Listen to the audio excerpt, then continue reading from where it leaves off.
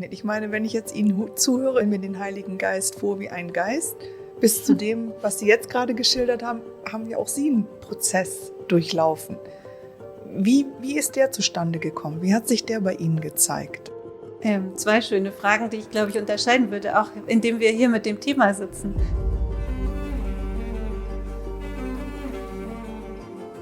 Also wie der zustande gekommen ist, würde ich jetzt von heute aus beschreiben. Da hat der Heilige Geist sehr wirken müssen oder auch so führen. Ich denke manchmal, was hat er sich mühen müssen? Also mich von da, wo ich sozusagen war, bis er mich da irgendwie da, wo ich jetzt sitze.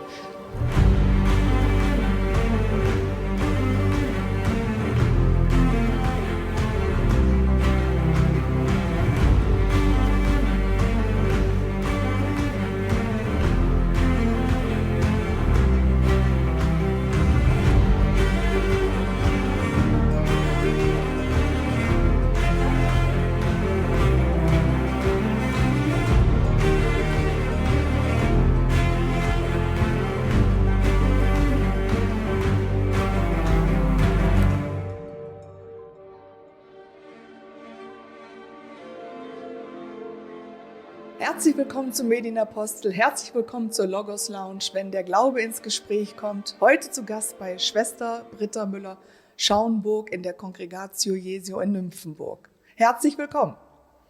Herzlich willkommen, Frau Mulach. Schön, dass Sie da sind. Schwester Britta, wir sind ja hier in direkter Nähe zum Heiligen Geist. Wo befinden wir uns eigentlich jetzt hier genau?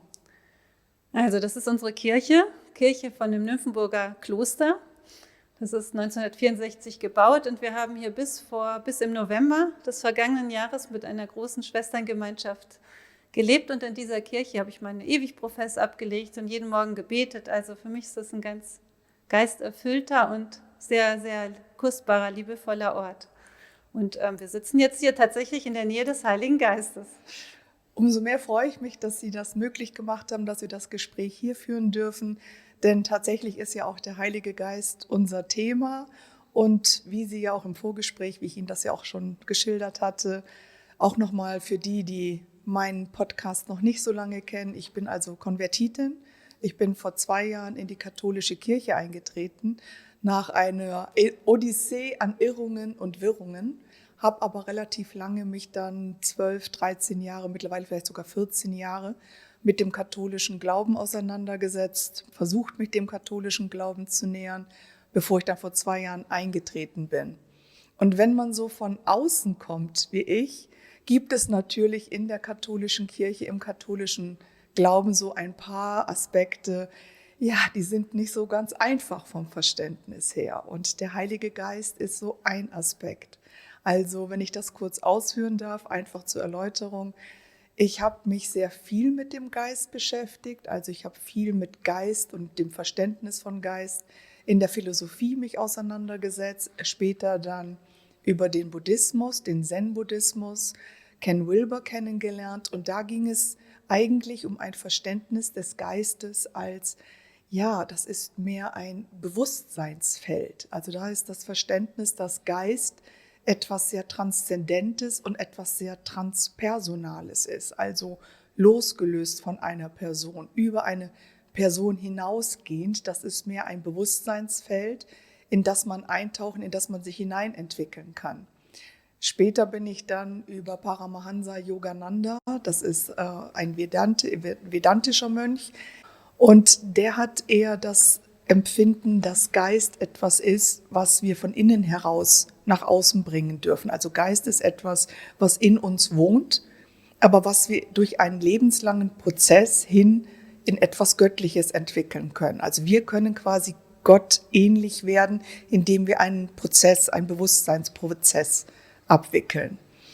Und beide Aspekte haben mich schon auch tief geprägt. Also es waren Aspekte, wo ich in eine starke Tiefe zu mir selber gefunden habe, wo ich auch Themen in mir selber aufgelöst habe, sehr viel über mich selbst erfahren habe, aber eines Tages festgestellt habe, ich bin zwar in einer sehr großen Tiefe, aber da gibt's nur mich.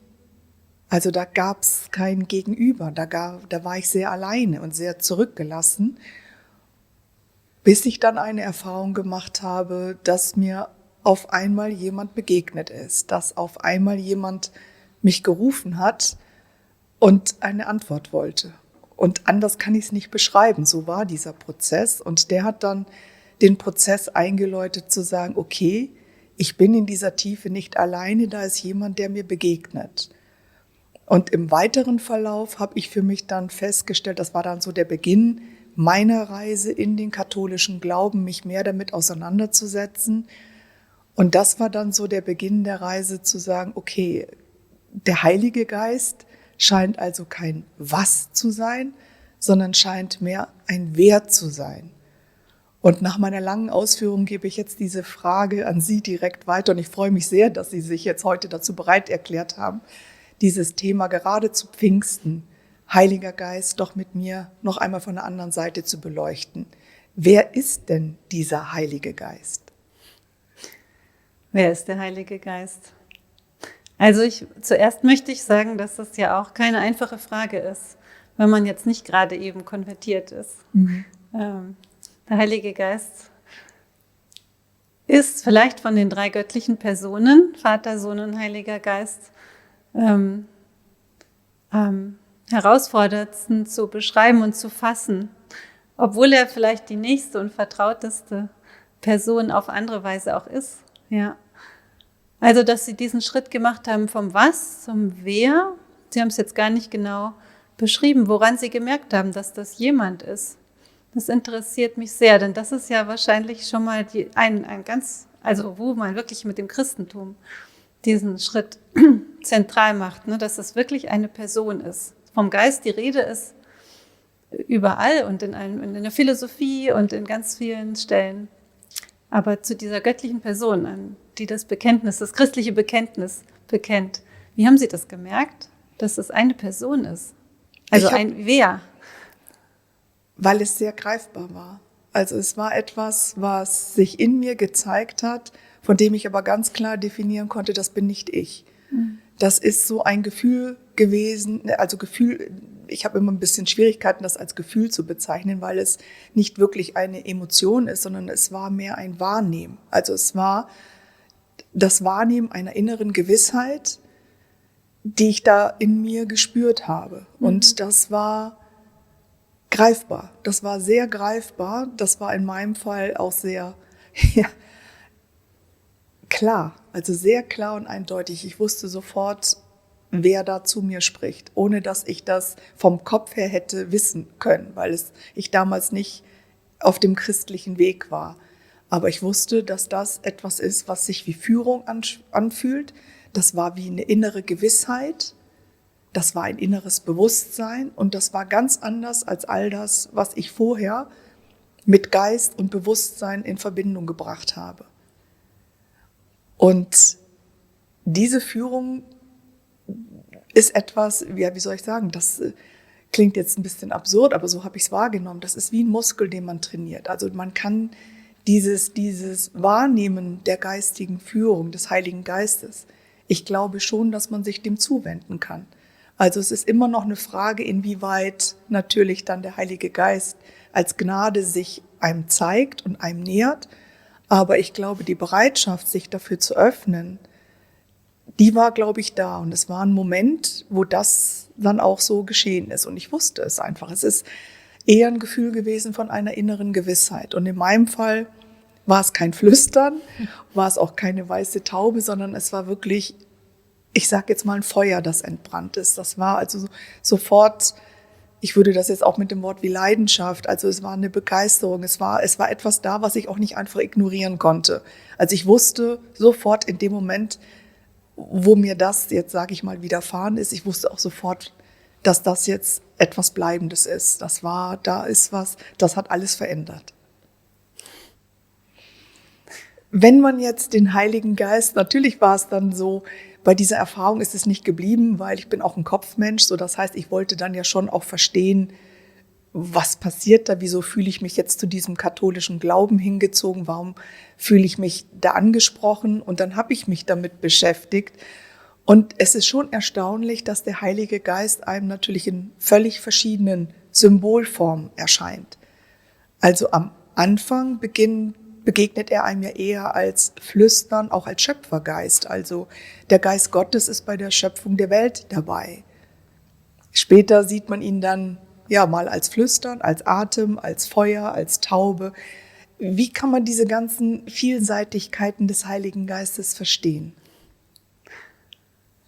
Also für mich ist er vor allem der Tröstergeist, der Trost, der gesendet wird, auch der Jesus dann von Jesus versprochen wird, der ein leises Flüstern ist oder eben auch vor allem als Stimme. Deswegen hat mich so interessiert, wie Sie gesagt haben, Sie haben es irgendwie gemerkt, dass es ein Wer ist.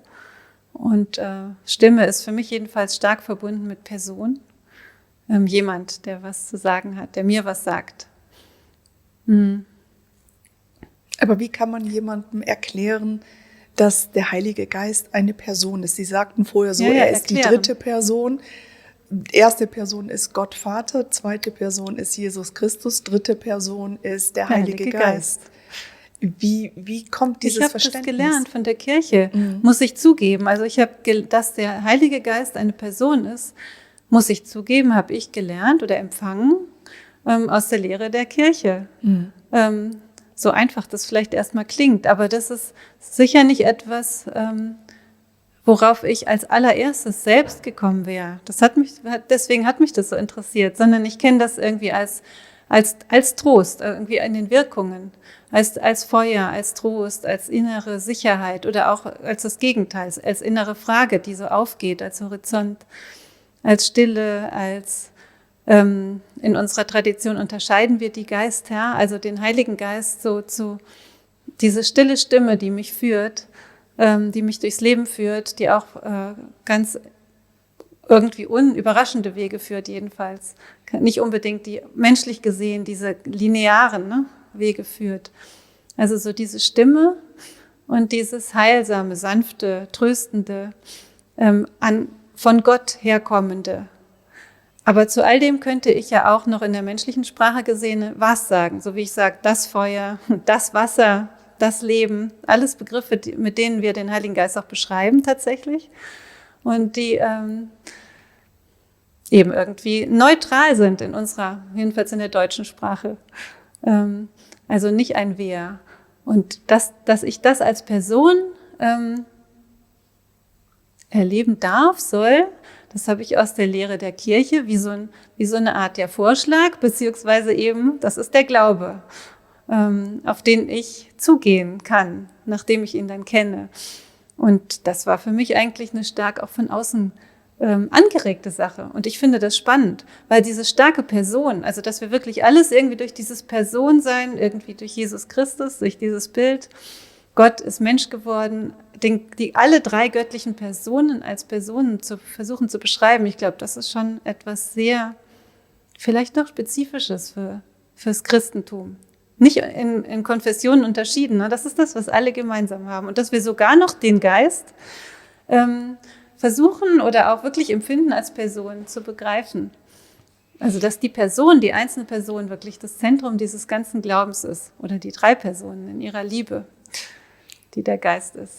Wenn man dann den Heiligen Geist im Glaubensbekenntnis beschreibt als ich glaube an den Heiligen Geist, was würden Sie denn dann konkret jemandem sagen, der von außen sich nähert?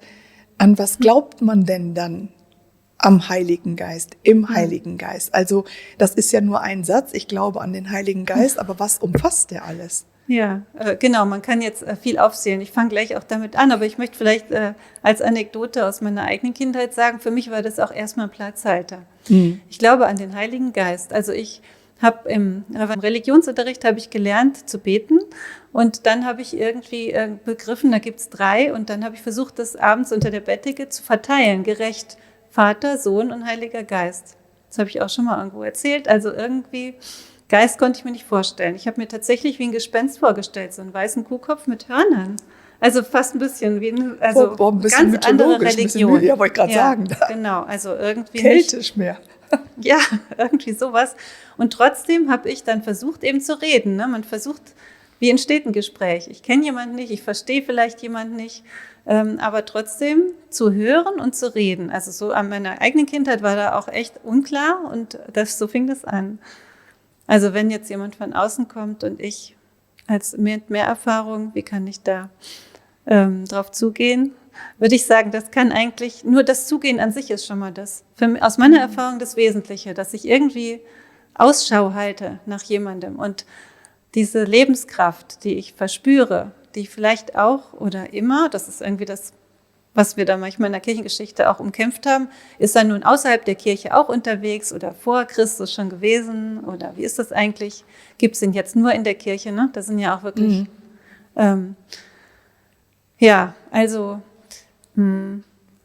aber der eben auch vermittelt ist im Zwischenmenschlichen und in der Gemeinschaft der Glaubenden und da auch wesentlich hingehört. Also diese Herausforderung, darauf zuzugehen, das ist eigentlich schon mal das Wesentliche. Und da die Ohren zu groß zu machen. Und dann erkennt man ihn doch stark, wenn es lebendig wird. Also wenn Leben gespürt werden kann. Wenn ich spüre, jetzt werde ich lebendig oder die andere Person wird lebendig oder es wird zwischen uns lebendig, menschliche Person. Also das ist für mich, glaube ich, ein wesentlicher Erkennungszeichen. Und irgendwie auch der Humor. Also wenn ich so ein bisschen dieses, was da aufgeht, ne, bei Humor, also ich habe einen kleinen Abstand zu mir selbst, Abstand in Anführungszeichen, die Sache ein bisschen auch von einer anderen Seite aus sehen. Ich kann auch über mich selbst schmunzeln und über andere oder, ja, aber gerade auch über mich selbst. Und diese Weite, die dann aufgeht, also Leben und Weite. Und das ist jetzt, ich meine das nicht als Gegensatz zu Tod oder Sterben. Das ist für mich ein ganz wichtiger Teil des Lebens auch. Aber eben irgendwie es gibt irgendwie diese zwei Tode, ne? Also das unlebendig fühlen oder entfremdet fühlen war mal lange so ein wichtiger Begriff. Und irgendwie bei mir sein auf meiner Spur in dem Lebendigen. Aber und das kann ja sehr unterschiedlich sein. Das kann mal Feuer sein und das kann auch mal Sturm sein und das kann mal leises Flüstern sein. Und das hat wirklich, da kann man sich schon fragen, was es nicht sein könnte. Wüsste ich jetzt spontan eher nicht, als was ist alles. Man kann doch irgendwie alles, was dann Leben ist, Beziehung ist, Wort ist, kann ein gutes Bild für den Heiligen Geist oder ein guter Ausdruck des Heiligen Geistes sein.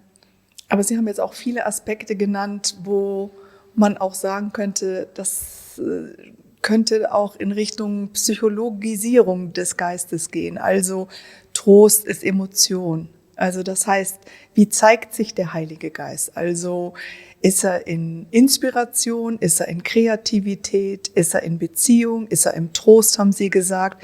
Also das heißt, wo kann ich das nachvollziehen, spricht jetzt der Heilige Geist? Oder sind das meine eigenen Gefühle, meine eigenen Gedanken, vielleicht auch meine eigenen Ideen?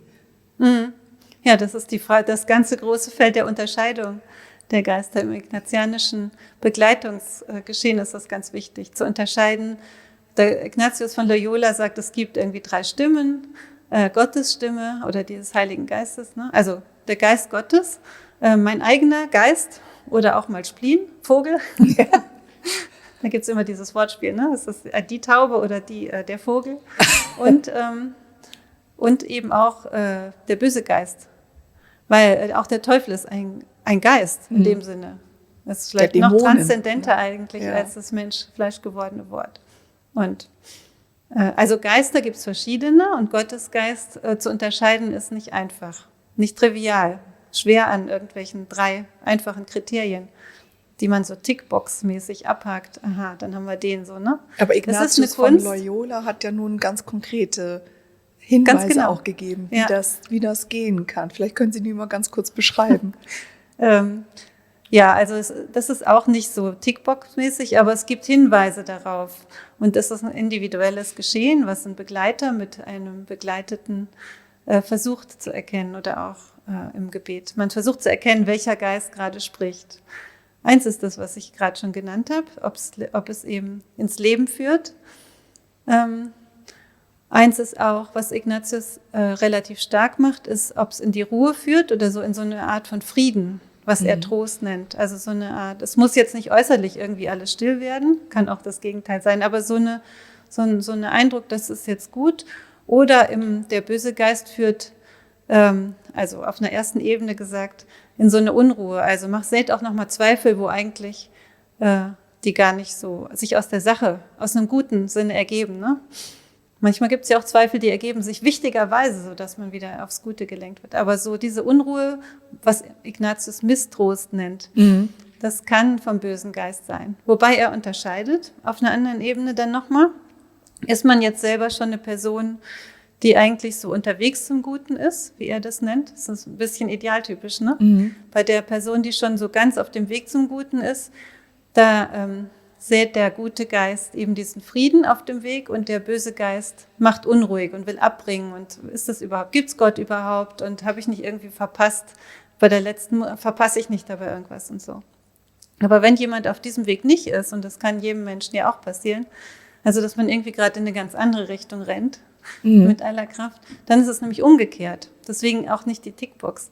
Dann ist es eher der gute Geist, der sagt, ja, du machst es richtig und genau so und betrink dich, das ist das Leben. Also das ist jetzt auch schon wieder viel zu platt, ne? Der gute Geist macht dann unruhig. Also das, was man vielleicht als schlechtes Gewissen bezeichnen kann. Und so den sät die leisen Zweifel. Ist das wirklich jetzt schon das, was ich will, soll, womit es mir richtig gut geht? On the long run. Also da ist es nämlich umgekehrt, ne? Die Wirkung, weil die Richtung des Gehenden in die entgegengesetzte Richtung ist. Und so ist es eine Kunst, das zu unterscheiden. Wie hat sich das bei Ihnen abgezeichnet? Ich meine, wenn ich jetzt Ihnen zuhöre, ist ja was von unter der Bettdecke. Alle drei sind genau gleich. Ich stelle mir den Heiligen Geist vor wie ein Geist. Bis zu dem, was Sie jetzt gerade geschildert haben, haben ja auch Sie einen Prozess durchlaufen. Wie ist der zustande gekommen? Wie hat sich der bei Ihnen gezeigt? Zwei schöne Fragen, die ich, glaube ich, unterscheiden würde, auch indem wir hier mit dem Thema sitzen. Also wie der zustande gekommen ist, würde ich jetzt von heute aus beschreiben. Da hat der Heilige Geist sehr wirken müssen oder auch so führen. Ich denke manchmal, was hat er sich mühen müssen? Also mich von da, wo ich sozusagen war, bis er mich da irgendwie da, wo ich jetzt sitze. Hoffentlich will er mich da. Aber ja, ich glaube schon. Deswegen habe ich es ja auch besprochen. Können Sie das noch ein bisschen? Das kann irgendwie gar nicht anders. Das ist jetzt kein logischer oder zwingender Weg, der sich irgendwie ergibt aus irgendwas, wo ich herkomme. Ne? Deswegen sage ich würde mal sagen, der Grund der Ursache ist der Heilige Geist. Aber wie, ist eine andere Frage. Genau. Ja. Wie sich das gezeigt hat. Also mich würde interessieren, haben Sie das gelesen? Haben Sie sich mehr damit beschäftigt? Oder waren das auch, ich sage jetzt mal, Erfahrungen? Oder war es beides? Beides. War es ein Austausch? Unterschiedliche Phasen. Erstmal war eben irgendwie auch, ich habe ein Elternhaus, wo so ganz viel Zutrauen zur Schöpfung, zu der Natur auch so ein bisschen. Also so ein Vertrauen, aber nicht explizite Kirchlichkeit sehr grundgelegt ist. Und dann gab es diese Religionslehrerin und dieses Beten üben. Und dann gab es eine Phase, wo ich so reflexiv eher das über die philosophischen Fragen, also über so Grenzfragen eigentlich. Was ist das Ende des Raumes? Was ist nach dem Tod? Also so dieses an die Grenze denken und da an dieser Grenze etwas verweilen. Ich glaube, das ist philosophisch wahrscheinlich. Oder es ist jedenfalls diese zwischen Philosophie und Mystik. Ne? An der Schnittstelle habe ich irgendwie gemerkt, aha, das ist was für mich sehr Wichtiges. In der Phase war ich mal in Taizé. Kennen Sie Taizé? Ja. Und damals fand ich das alles viel zu emotional. Also dieses Gesinge, es hat mir gut gefallen, aber ich dachte, das ist ja gar nicht hellwach. Ich muss doch meinen Geist dabei haben. Nachher habe ich irgendwie viel besser verstanden, was da Schönes passiert. Aber das war so diese Phase und dann habe ich, was war denn dann eigentlich? Ja, da habe ich versucht, mich agere contra ist bei Ignatius von Loyola, also dass man versucht, der eigenen Tendenz so ein bisschen mit Absicht was entgegenzusetzen. Dann habe ich Altenpflege gelernt und versucht, wirklich mehr mit Händen und weniger mit dem Kopf in diese schöpferischen Lebensprozesse mich einzufinden und da meinen Teil zu haben. Und da habe ich es anders kennengelernt, diese ganze Leiblichkeit, Gott im Leib, Gott ohne Worte oder in einer anderen Sprache, andere Ausdrucksform, auch wieder zwischen Leben und Tod. Und alles das ging dann in ein Theologiestudium über, jetzt sehr stark abgekürzt gesagt. Und da war es dann wieder auf eine andere Weise, ne? Kirchliche Praxis, die ganze Theologie, aber auch habe ich kennengelernt, eben Stundengebet, Witzigerweise habe ich in dieser Erzählung jetzt meine eigene Taufe vergessen. Das ist interessant. Gut, also wahrscheinlich vergesse ich in dieser Erzählung ganz viel ganz Wichtiges, was der Heilige Geist gemacht hat. Was jetzt viel entscheidender ist, als was mir einfällt.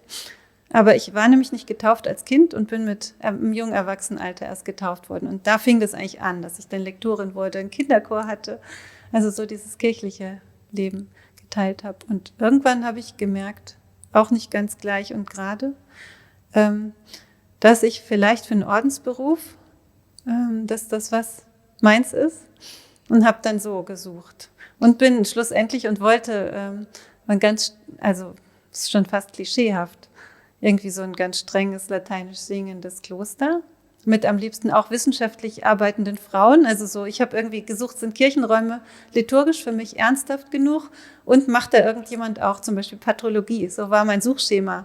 Aber ich bin dann bei Maria Ward gelandet und vielleicht kannst du kurz schildern, wer Maria Ward ist. Und dann mit ihr bei Ignatius, ne? Ja, genau, deswegen.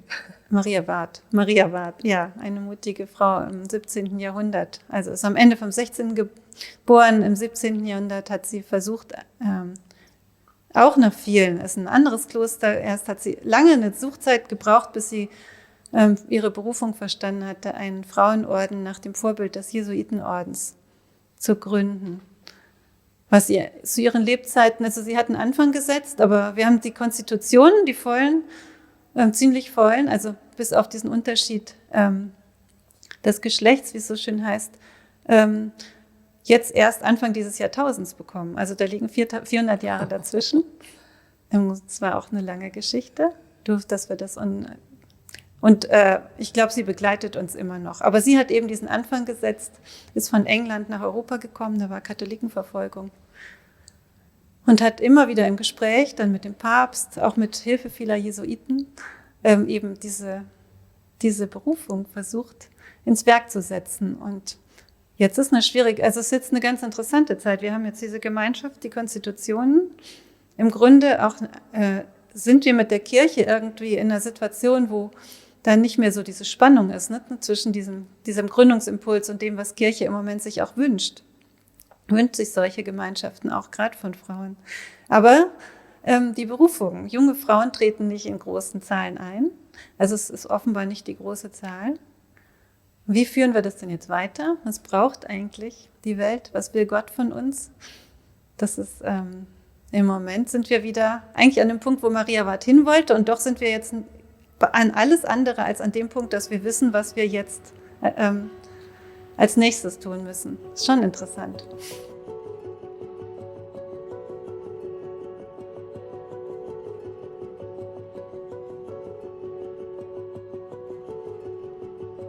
Wie kann man das jetzt in Relation setzen zum Heiligen Geist? Also was ist jetzt notwendig in einem weltlichen Kontext? Wo sagen Sie, ist aber eine Führung des Heiligen Geistes? Sie sehen jetzt die nächsten Schritte. Bleibt das immer für Sie persönlich, auf Sie bezogen, oder kann man das auch für eine Gemeinschaft festmachen? Auf mich bezogen, ja. Nee, das ist einer von den Dingen, die ich immer noch lerne und die ich beim Reinwachsen in die Gemeinschaft lerne, dass das auf die ganze Gemeinschaft bezogen ist.